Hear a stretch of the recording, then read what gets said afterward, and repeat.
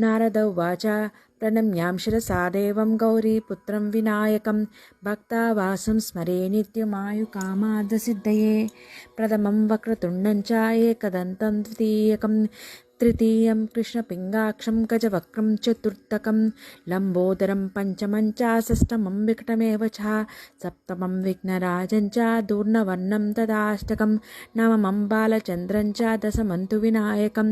एकादशीं गणपतिं द्वादशं तु गजाननं द्वादशैतानि नामानि त्रिसन्नं यः पठे नरः न चर्विघ्नभयं तस्यै सर्वसिद्धिकरं प्रभो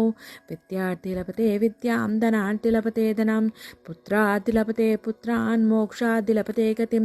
जपेन्द्रियगणपतिं स्तोत्रं षड्भिरस्मै फलं लभेत् संवत्सरेण सिद्धिं च लभते नात्र संशयः अष्टभ्य ब्रह्मणेश्वर्या लिखित्वायं समर्पयामि